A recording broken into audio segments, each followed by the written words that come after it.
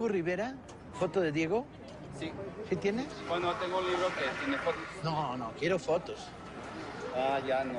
¿Fotos no? No, tengo un libro nada más. Ah, ¿Quieres? ok, gracias. Hasta luego. Ya, si van a filmar todas las experiencias frustradas, agárrense. Desde Coyoacán. Sí. Y ahora, la casa de Diego Rivera, ¿dónde estará? Arriba para arriba. Este es el San Ángel. Ah, no, miren, ahí está indicado a la derecha.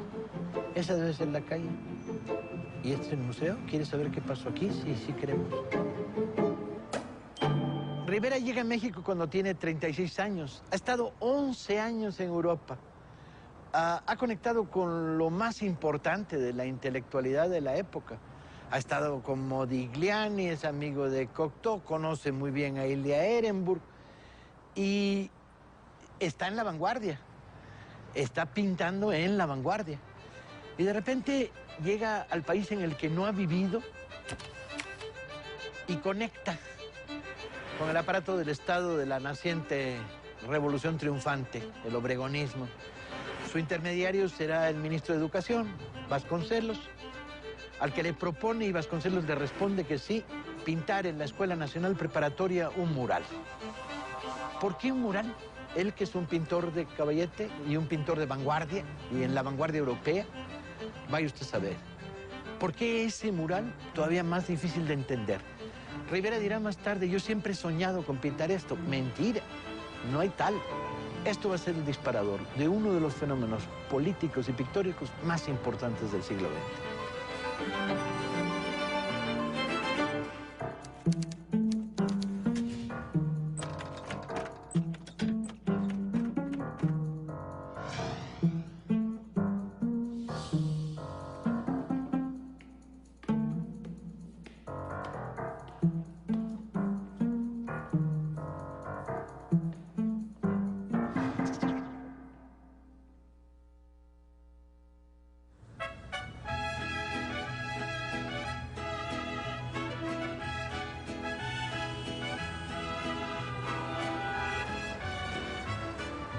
En 1922 la ciudad vive bajo una gran tensión política, acaba de terminar la revolución. En mayo de 1920 se da el golpe de Agua Prieta y acaba la parte armada de la revolución. Pero los sectores que no se sienten representados en el triunfo obregonista empiezan a brotar en la Ciudad de México.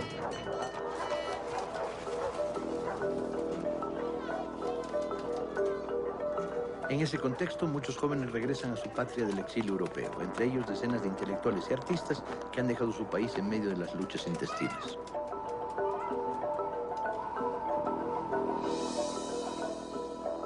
Rivera ha convencido al gobierno surgido del golpe de Agua Prieta en 1920 de que abra sus puertas, de que abra sus muros a los jóvenes pintores. El intermediario entre el poder y el pintor es José Vasconcelos, ministro de Instrucción Pública desde octubre de 1921. Vasconcelos no es tanto de mi devoción.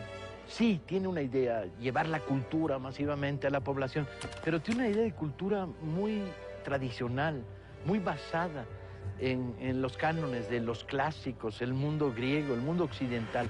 Es muy poco mexicano Vasconcelos.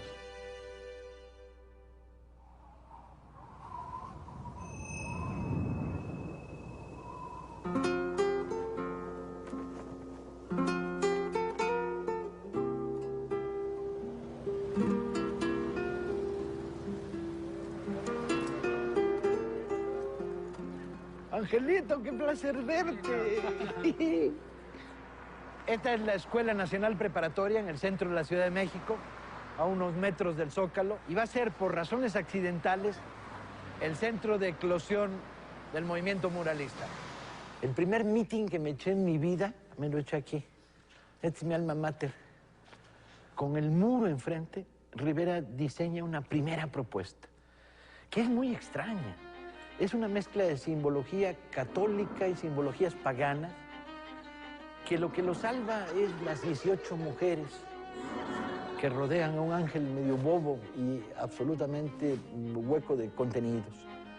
Esas 18 mujeres aportan lo primero que aporta el muralismo mexicano, que es la mexicanidad.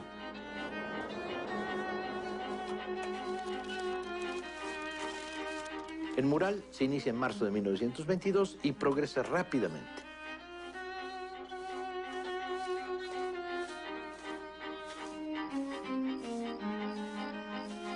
Rivera, como si le fuera la vida en ello, y ciertamente se le estaba jugando, pinta entre 12 y 15 horas diarias hasta quedar completamente exhausto. Hace 10 años yo había soñado con pintar este mural, dice Riego Rivera a un reportero. Tiene ante sí 90 metros cuadrados de pared en el salón de conciertos de la Escuela Nacional Preparatoria, el Generalito, donde comienzan a aparecer las primeras monumentales figuras de 4 metros de alto que formarán parte del mural La Creación. Colaboran con él en esta primera experiencia un grupo de jóvenes pintores. Javier Guerrero, coahuilense de 26 años, que ha tenido experiencias en muros de iglesias. Jean Charlotte, un francés de 25 años, que ha llegado a México en 1921 tras haber sido oficial de artillería durante la Primera Guerra Mundial y que ha sido contratado como ayudante con la miserable cantidad de 8 pesos diarios de salarios. Y el guatemalteco Carlos Mérida.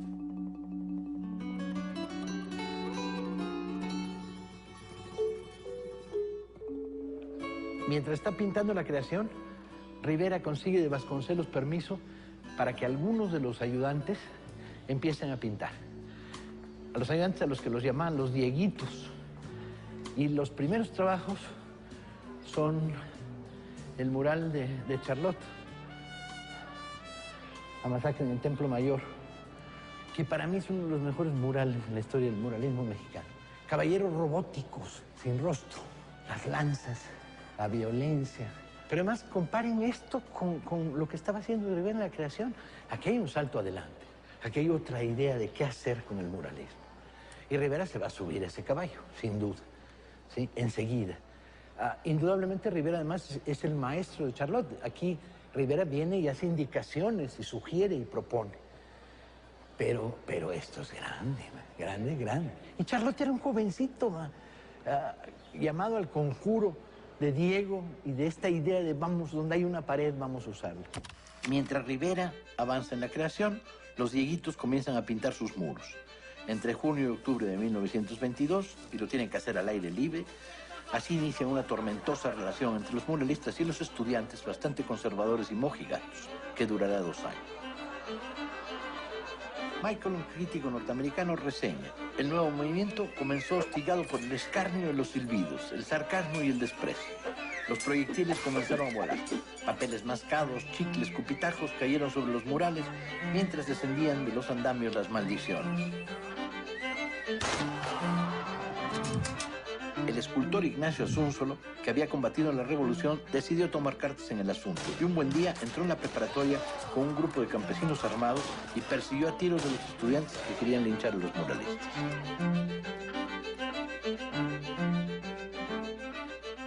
Rivera pintaba con una 45 en la panza. Charlotte, que era pacifista, tenía un palo de este tamaño. O sea, el oficio de pintar murales se había vuelto endiabladamente arriesgado. Un estudiante le pregunta a un compañero suyo, pasando frente al mural de Rivera: ¿tú llamas arte a eso? Mira a esa mujer desnuda, continúa el estudiante, refiriéndose al desnudo de una mujer en La Creación. ¿Te agradaría casarte con una mujer como esa? Y Rivera, que tenía un gran sentido del humor, se quedó mirando al estudiante y le dijo: joven, nadie exigiría de usted que se casara con una pirámide, pero una pirámide también es arte. ¿Se imaginan ustedes tirándole piedra, rayando un mural como un acto de respuesta cultural? Libertad, dignidad y lucha es lo que esos exponentes nos quieren decir y lo que trasciende. Gracias. Muy bien, Chaparreta. Está en la vanguardia. Y de repente llega al país en el que no ha vivido y conecta con el aparato de la naciente revolución triunfante. ¿Por qué un mural? Vaya usted a saber. ¿Por qué ese mural? Todavía más difícil de entender. Duro, duro, duro. Orozco es duro. Esto va a ser un disparador de uno de los fenómenos políticos y pictóricos más importantes del siglo XX. Esto es grande, grande, grande.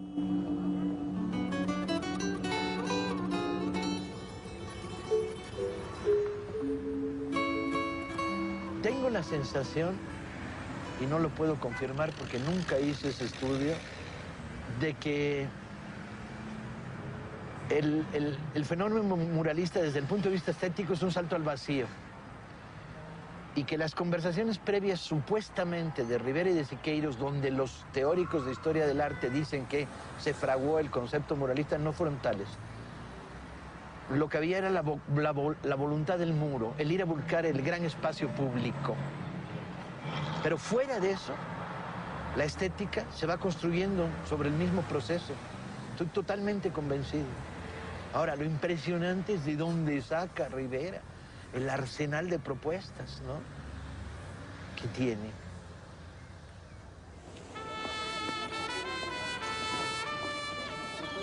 En septiembre de 1922 se producen dos nuevas incorporaciones al grupo de pintores muralistas.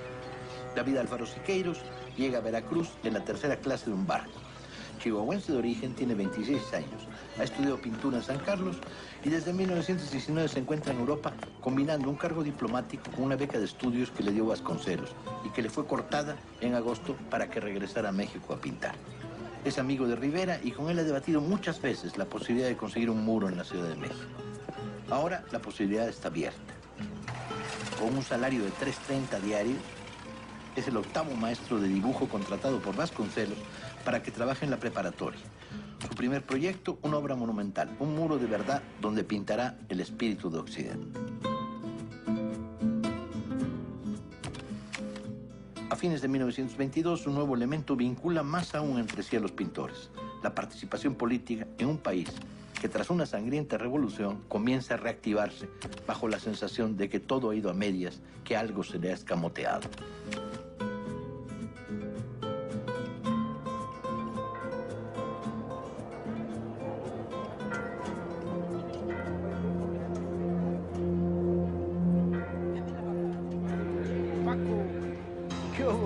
La ciudad vive una tensión grande. Es el momento del nacimiento de los grandes sindicatos.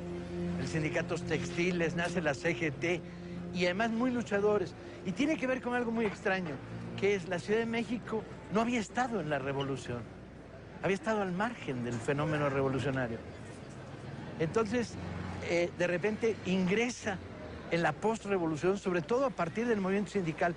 No es casual que los muralistas hayan decidido tomar la forma de un sindicato, ¿sí?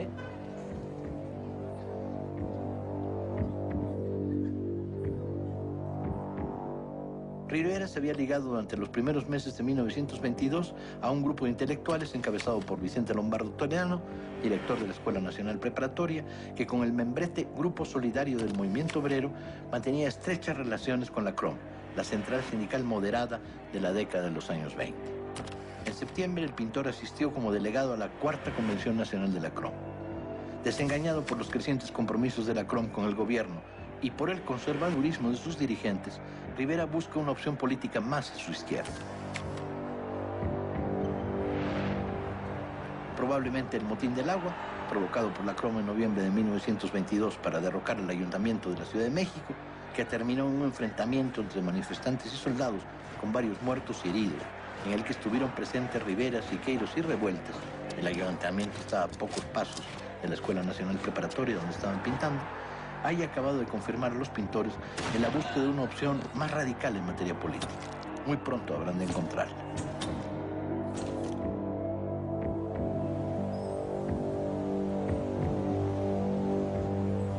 Y Rivera de repente ve algo más allá que el proyecto político, en principio progresista.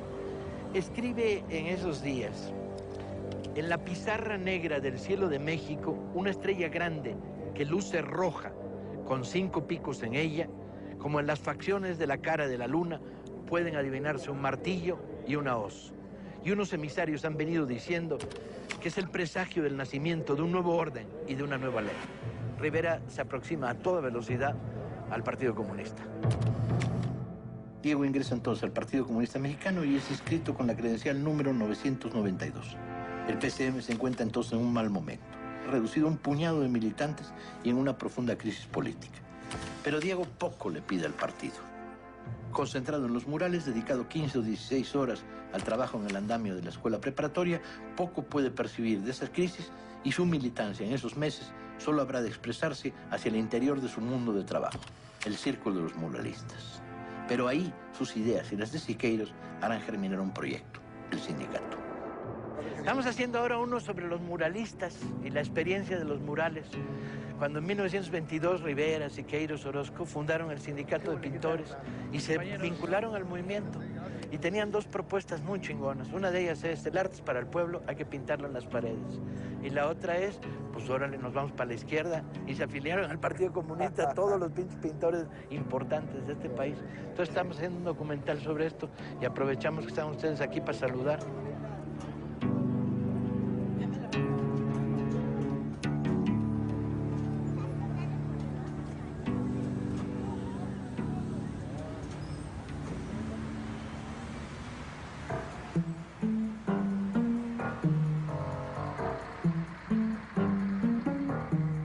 Ahí, ¿no?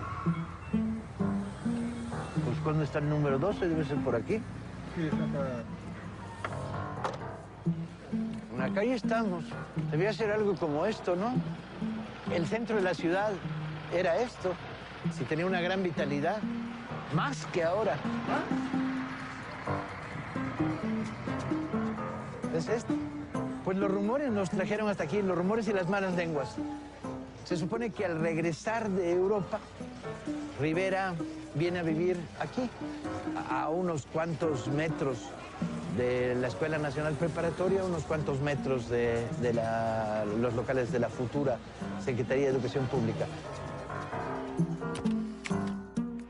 Aquí vive con Guadalupe Rivera. No dio permiso el dueño. ¿Sí? ¿Ya dio permiso el dueño? Sí, dijo que pasara. Que se supone que aquí vivió Diego Rivera. Y que aquí... Pero este debe ser nuevo ya. Pero el frontal sí parece un edificio de los años 20, o sea que puede ser. Entonces, bueno, aquí se construye. Si no fue aquí, acabamos de decidir que aquí fue. El sindicato nació entre los últimos días de noviembre y finales de diciembre de 1922, entre conversaciones, mientras se pintaba, en pláticas callejeras y en reuniones en la casa de Diego Rivera. Sus fundadores fueron los 9 muralistas con contratos en la preparatoria: Diego, Siqueiros, Charlot, Revueltas, Alba de la Canal, García Cabero, Carlos Mérida, Javier Guerrero y Fernando Leal, y algunos de sus ayudantes: Máximo Pacheco, que trabajaba con Revueltas, y Roberto Reyes Pérez, que trabajaba con Siqueiros. Al grupo se adhirió el pintor jalisciense José Clemente Orozco, que volvía de Estados Unidos, donde se había cruzado con Siqueiros. Orozco tenía 39 años. Había estudiado en San Carlos, trabajado como ilustrador en varias revistas, autor de caricaturas mordaces, un tanto nihilistas y escéptico. Orozco, solitario y muy áspero en las relaciones, no dio demasiada importancia ni tiempo al movimiento, aunque se sintió obligado a sumarse en la iniciativa. La reunión constitutiva se celebró en la casa de Diego Rivera y se acordó nombrar a la organización Unión Revolucionaria de Obreros, Técnicos, Pintores, Escultores y gremios similares. Aunque más tarde se adoptó definitivamente el de Sindicato de Obreros Técnicos, Pintores y Escultores, con el que firmó todos sus documentos y comunicados. La naciente organización produjo una declaración de principios que nunca se publicó, pero en la que se consumieron varios días discutiendo. De los testimonios de Siqueiros, Charlot, Orozco y Rivera puede obtenerse una buena aproximación a las ideas centrales del texto, que iba mucho más allá de una propuesta gremial. Se definen antiimperialistas y revolucionarios, se adhieren a la Tercera Internacional, declaran la abolición del capitalismo y la dictadura del proletariado y introducen rápidamente la esencia del sindicato, que es la producción colectiva, artesanal, la brocha. Somos obreros de la brocha, el nacionalismo como propuesta, la utilidad de los cuadros, que la gente los vea, ¿no? La prioridad del mural ante el caballete, que es fundamental, el trabajo colectivo, ¿no?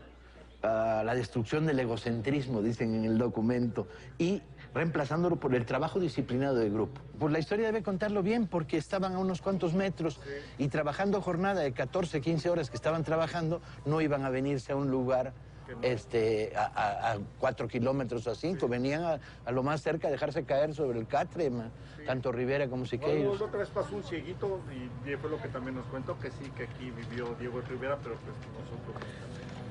Muchísimas gracias. Gracias.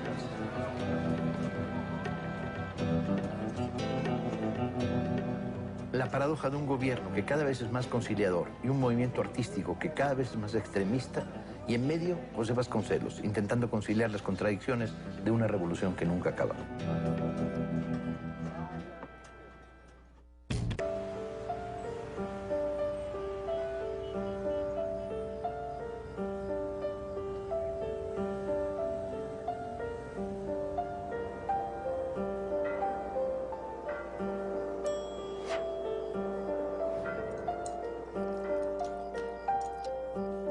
Las clases conservadoras, vestigios del porfirismo, han ido mutando y sobreviviendo a lo largo de la revolución. No están conformes con que el gobierno apoye lo que consideran arte subversivo.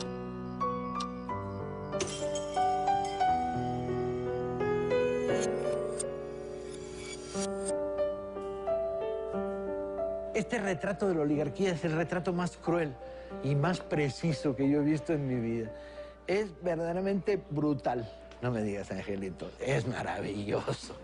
Sí, aquí se acerca un poco a lo que tú comentabas de los expresionistas abstractos alemanes. Porque están más o menos en la misma época buscando un distanciamiento, una caricaturización del personaje y una crítica en primer plano y evidente, ¿no? Y en eso sí que se está pareciendo a los maestros alemanes. La mujer que se engancha el pie con el pelo de la mendiga, ¿no? Tirada en el suelo. Duro, duro, duro, duro, duro. Orozco es duro. Son maravillosos.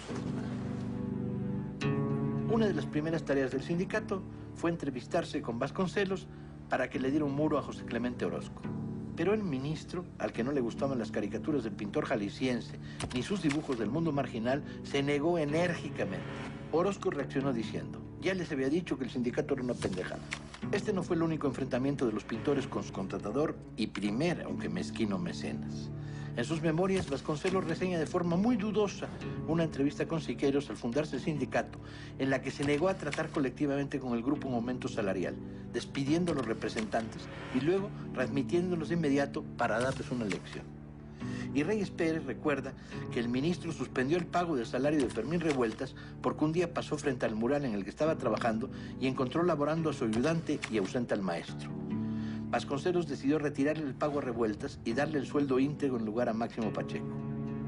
La historia se hizo más complicada cuando Vasconcelos descubrió que Pacheco cobraba, pero le reintegraba el dinero a Fermín, que seguía pintando su enorme Virgen de Guadalupe. El ministro suspendió entonces el sueldo de ambos. El principio de autoridad atacaba a la Virgen de Guadalupe de mantos lilas y rojos cálidos. El más joven del grupo.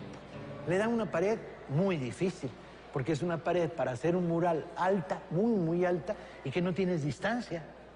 Por lo tanto, es una pared terrible, man. Para un mural aquí necesitas otros 5 metros para poderlo ver bien. Y el tipo, de repente, siendo el más radical políticamente del grupo, junto con Rivera y Siqueiros, se pinta una Virgen de Guadalupe. Un periodista entra por la puerta de atrás de la escuela que está aquí, lo viene a entrevistar y le dice: oiga, Fermín, pero usted es ateo, ¿no? Y Fermín le dice: pues sí. ¿Y está pintando una Virgen de Guadalupe? Y Fermín le dice: pues sí. Y le dice: ¿y por qué? Y Fermín le dice: por eso. Y uno, cuando lee esta entrevista en un periódico de la Ciudad de México, se pregunta, ¿qué traes, Fermín? Ya es la máxima provocación, ¿no? Solo un ateo puede contar la mexicanidad de la Virgen de Guadalupe más allá del espectro religioso, ¿sí?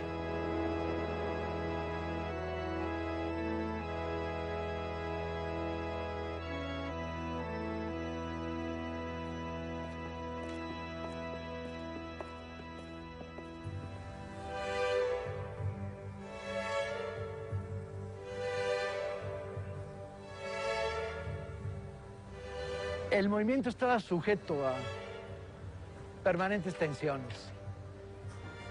Un día se congregaron en la mañana los estudiantes y los maestros, la puerta estaba cerrada, había colgado una bandera rojinegra y en lo alto del techo estaba Fermín Revueltas con un pistolón diciendo ¡hay huelga!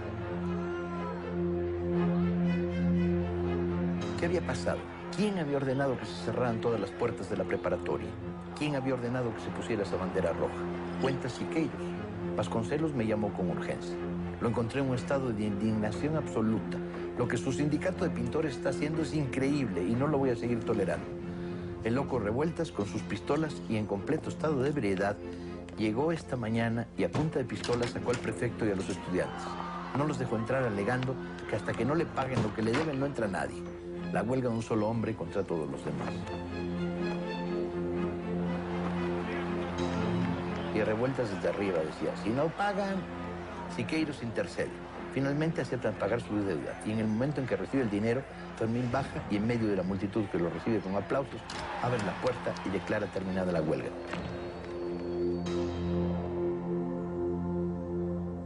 No, yo creo que es para allá. Secretaría de Educación Pública. ¿Dónde? Rivera obtiene poco después un contrato monumental. Vasconcelos le ofrece el 4 de julio 674 metros cuadrados en el edificio de la Secretaría de Educación Pública que se inaugurará 5 días más tarde. ¿El edificio de la Secretaría? ¿De la SEP? Es este. ¿Pero no tiene una entrada por Brasil? En Brasil hay una. Sí, allá a mano derecha. Gracias. Muy buenas. Que estoy totalmente norteado. Son muros y muros y muros. Y además, Rivera no deja en su imaginación espacio libre. Tiene propuestas, ideas, y ya va mucho más adelante del primer mural.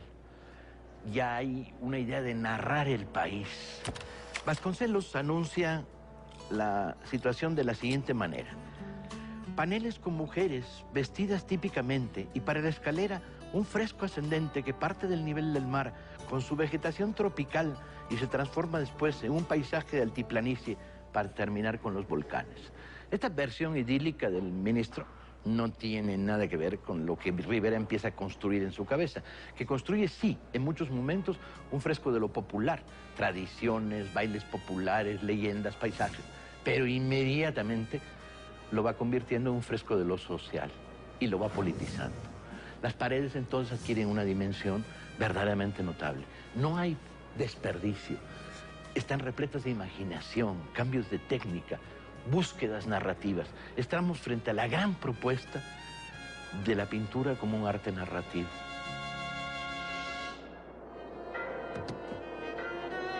Trabajaba todas las horas de luz hasta quedar agotado. Comenzó a llevar los muros historias que le contaban los obreros y los campesinos, luchas y labores, empezando, consciente y obsesionado, enloquecido y ansioso.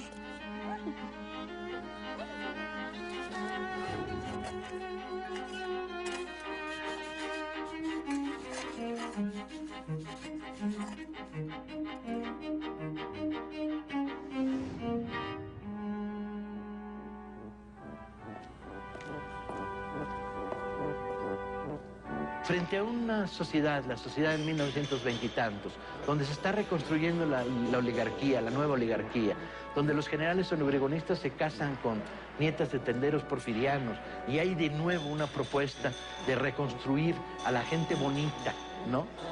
El mundo del poder. Rivera llega y dice, no, lo popular es la clave. Hay que ser Diego Rivera y tener el talento que tenía para pintar a ese violinista y a ese flautista en la parte izquierda. Hay un amor profundo, no fabricado, no de pose. Rivera va introduciendo en esto que se llama el patio del trabajo los elementos de la simbología política de la izquierda. El abrazo obrero campesino. Tienes una propuesta estética bien interesante. Es impresionante. Los paisajes, cómo van construyendo un todo a lo largo de varios murales, ¿no? En una continuidad. Los planos narrativos.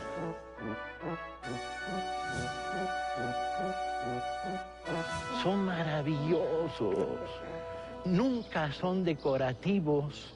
Lo entienden clarísimamente. Siempre son contadores de historias. Y cuando tienen un pedacito de muro sobre él, a tomarlo por asalto.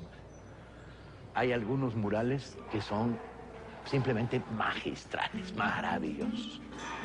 Este es uno de ellos. Es la gran alegoría de la maestra rural, pero defendida con un hombre que trae el fusil en la mano. No es realismo, es riverismo, coño. Este tipo es un genio, maldita sea. La rebelión campesina, la revuelta agrarista en 1924, el agrarismo cobra una inmensa fuerza y es un agrarismo vinculado a la extrema izquierda. Revive, se revitaliza las ligas y Rivera lo cuenta. Le queda un huequito ahí y entonces pinta una hoz y un martillo, evidentemente, un yunque y un zapapico que está cortando las cadenas de la explotación. Está pidiendo libertad. En una esquina a la derecha, en medio de los muros, en un lugar que no tiene visibilidad. Para ver un mular necesitas aire, espacio. A Rivera le importa un bledo. Pinta, pinta, pinta.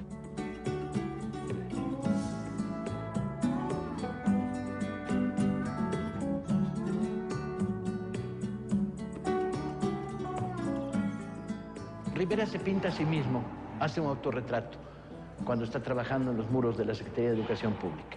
Se está pintando jornadas de 12, 14, 16 horas, ¿sí? Y aquí lo encuentra el periodista Bertrand Wolff, un periodista norteamericano que se había fugado a los Estados Unidos para no hacer la Primera Guerra Mundial y había estado en México colaborando con la izquierda y que luego sería su gran biógrafo, que lo describe de la siguiente manera. Dice, un hombre de rostro de rana, de inmenso volumen, genial, de movimientos lentos, vestido con un overol gastado por el uso, un inmenso sombrero Stetson, bien provisto cinturón de cartucheras y gran pistola al cinto, amplios zapatos manchados con pintura y yeso. Todo lo suyo parecía pesado, lento, tosco, excepto la vívida y brillante inteligencia.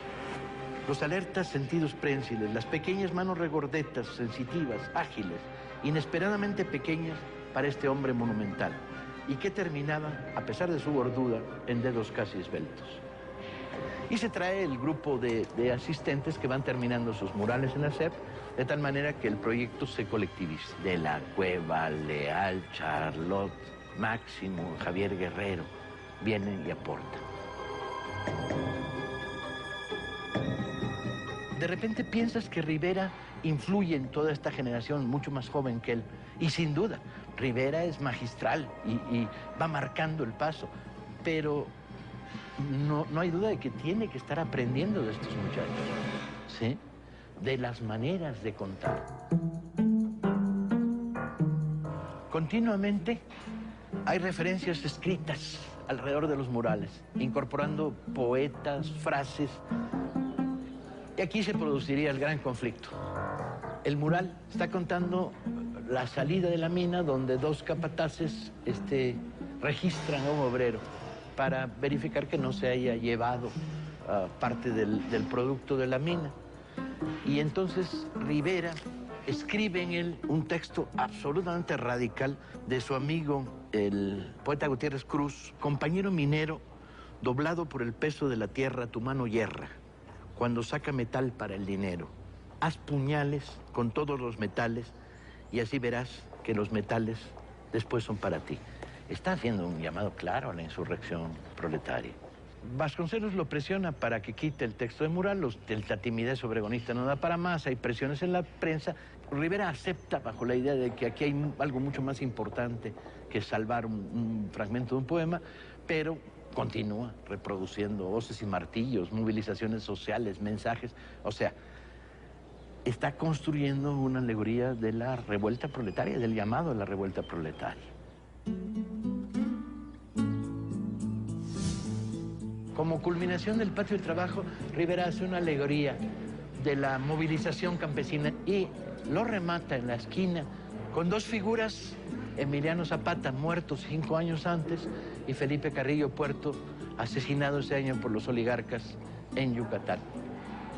Si te fijas bien en ese rostro semi-angelical de Felipe Carrillo Puerto, hay algo de iconografía religiosa. Lo que pasa es que tiene el poder del canto de lo popular y tiene el poder del canto de la insurrección. ¿Sabes qué? Estás ante uno de los grandes fenómenos estéticos del siglo XX. Emocionante, ¿no?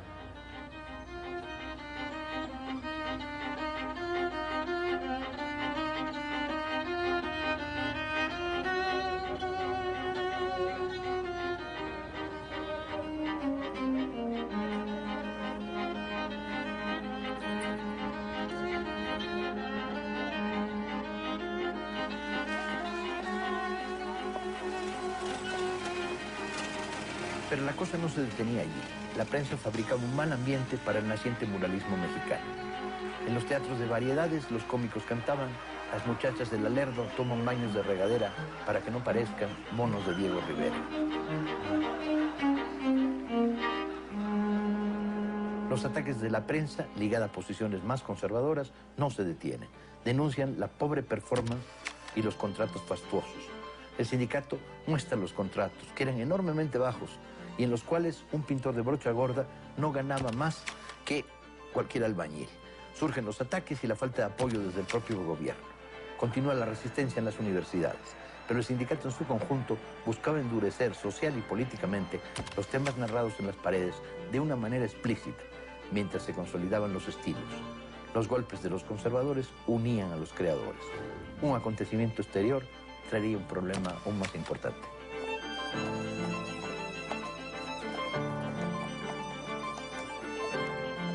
¿Sobreviviría el grupo sin el apoyo de su principal aliado en el gobierno? ¿Tendrían la fortaleza para resistir los embates de una prensa conservadora y de los estudiantes afines que no cesaban en su intento por expulsar de las escuelas a los muralistas? Mucho gusto, ¿eh? Un gusto conocerlos. Igualmente un placer.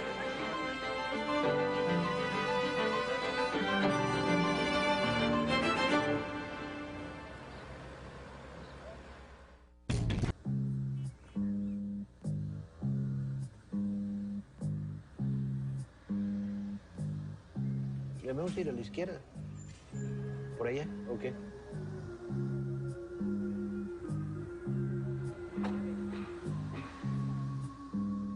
Muy buenas. Mucho gusto, Paco Ignacio Taibo. Sí, tengo el gusto de... Vengo con un grupo, quiero filmar un periódico. Muy rápido, no les doy periódico? mucha lata. El archivo de recortes, si tienen algo sobre Diego Rivera. Rivera, Diego, Ahí está, mire, ¿ya ve? está escondido. Ocupación, No escritor. creo...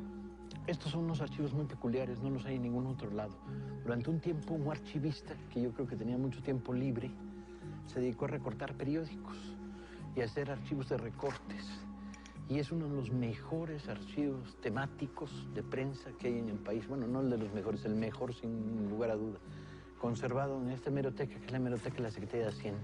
La prensa de la época bombardeó de una manera cruel a Rivera. Recogía de alguna manera el gusto de los sectores más conservadores, de las clases medias, de la sociedad postrevolucionaria. Desde supuestas críticas estéticas de críticos de arte bastante mediocres, que les parecía exceso de vanguardia, hasta una enmascarada crítica política. Antonio Rodríguez, un conocidísimo crítico de arte, cuenta el problema técnico de lo que se llamó la encáustica, el método que usaron para pintar los murales de 22 y 23. Entonces conectan la técnica con la técnica que Leonardo había estado armando. Es un artículo del propio Diego, contando sus obsesiones por los bailes y las danzas prehispánicas y cómo fueron material para los murales de la Secretaría de Educación Pública, lo que traía en la cabeza, lo que había visto, lo que había leído y estudiado. Un artículo sobre un taxista que fue modelo de Diego, que usó para hacer un rostro popular. Esta idea de que andaba por ahí rescatando caras. El taxista está muy contento, pues dice, ya estoy inmortal, ya soy inmortal. Los bocetos. Yo no sabía que los tenía en custodia en una bodega sellada del Banco de México. Los bocetos de los murales, 3000 dibujos y bocetos de Diego. Es bastante curioso esta situación de que algo que se hizo como pintura para la totalidad de la gente, abierta, la idea del muralismo implica eso, que todo el mundo lo vea. Ahora están en bóvedas selladas del Banco de México. Diego se volvería loco y se pondría de muy mal humor si supiera eso.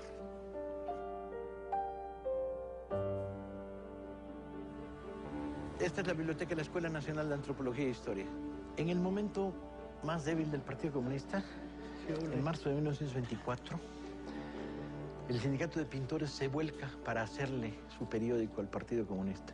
En esos momentos, el PC no tiene más de 200, 300 miembros en todo el país, de los cuales 15 son miembros del sindicato. Y hacen el machete.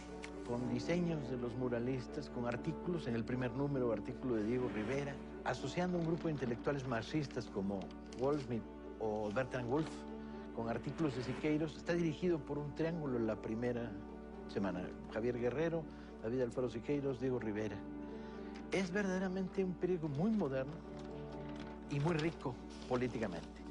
Combina la misma actitud popular que tienen los muralistas en corridos, canciones, grabados, ¿no? La combina con artículos muy cultos, muy de vanguardia, pero además ve que artículos en un periódico popular. En el orden burguerreinante hay que buscar la causa de la decadencia arquitectónica contemporánea. Escribía Siqueiros. Si los trabajadores no ponen el remedio, seguirán despilfarrando los diputados 6 millones de pesos al año en automóviles, en gasolina, en coñac, en prostitutas y en tiros disparados al aire. Pero además los pintores están pintando 10, 12 horas diarias en los muros y luego hacen el machete, lo componen, lo distribuyen, lo cabecean, lo ilustran, hacen los grabados, hacen las materias primas en madera, lo imprimen e incluso empiezan a distribuirlo. Javier Guerrero: escribíamos los artículos, dibujamos las ilustraciones, grabábamos la madera, imprimíamos y doblábamos el periódico, lo entregábamos y pagábamos el costo. El gobierno estaba contra nosotros y trabajamos en secreto. A las 4 de la mañana, las luces callejeras se extinguían y quedaba un breve tiempo antes del amanecer. Entonces actuábamos, Siqueiros y yo, cargados con los papeles, brochas y un boche de cemento, porque el periódico muchas veces se pegaba en las calles. El periódico sale quincenalmente, siempre con terribles contradicciones contra el gobierno, que lo quiere rematar, que el partido tiene un cierto ascenso en sus filas. Durante toda la época de vida del sindicato, el machete seguirá saliendo. Aquí está el lema: el machete sirve para cortar la caña, para abrir las veredas en los bosques umbríos, decapitar culebras, tronchar toda cizaña y humillar la soberbia de los ricos impíos. Perdón, ¿eh?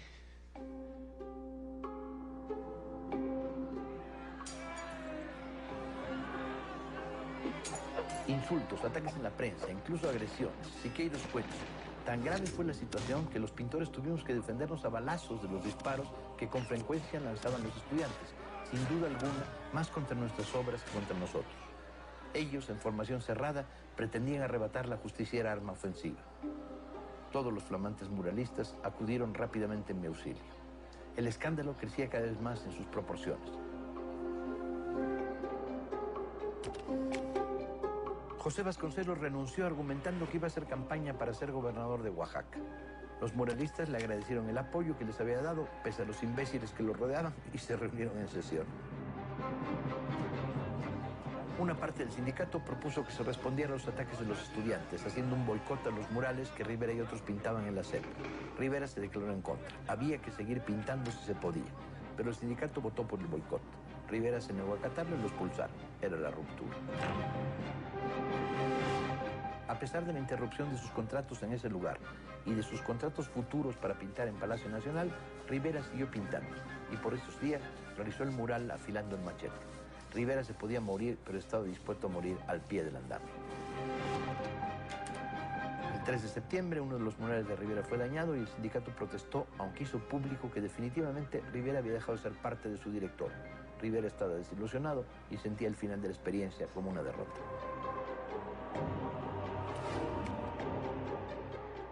La experiencia muralista se encontraba en el final de su primera etapa. Cuando Edward Weston tomó el 24 de noviembre la foto de Rivera, que más tarde este utilizaría para autorretrato, se descubría en el rostro y en la actitud del pintor un tremendo cansancio, una absoluta desesperanza respecto al destino de su obra en manos de futuros funcionarios. El grupo se desperdiga, Rivera emprende otras obras mientras termina los patios de la Secretaría de Educación y el movimiento se difumina. Se difumina y retorna una y otra vez, ¿sí? Porque lo que había nacido aquí es imparable. Este fenómeno del muralismo es imparable. Puig Casaurán, el ministro de Educación, había anunciado, textual, que lo primero que iba a hacer como ministro era borrar esos horribles monos de Rivera. Cuando se entrevistó con el ayudante de Rivera, con Pacheco, le dijo: no, lo que tienes que hacer es pintar un mural donde se vea a un niño rico y a un niño pobre tomados de la mano que van camino a la escuela. No, ¿saben qué? Donde hay un burócrata que caiga el rayo divino y lo fumigue. En abril de 1925, cuando el PCM se reunió en su tercer congreso, las actas dejaron constancia de la desaparición del Sindicato de Pintores y Escultores. La experiencia había durado 32 meses. Cientos de metros de pared que habrían de maravillar el mundo quedaban como huella, eco, propuesta, magia, talento y descripción de lo mejor de México.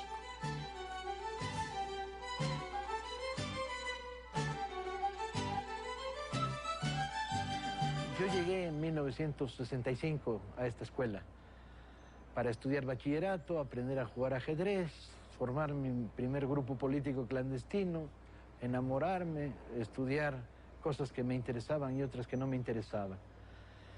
Y sigo agradeciendo el haber crecido entre estos murales. Desde el último reducto de Mi alma de ateo, agradezco a Rivera, a Siqueiros, a Orozco, a Charlotte, a Alba de la Canal, a Revueltas, el haber crecido a su lado.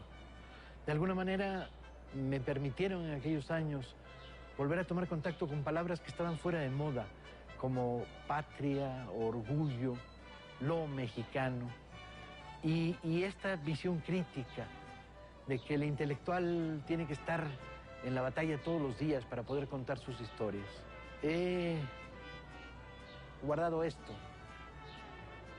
y procuro que nunca se vaya, y por eso regreso frecuentemente.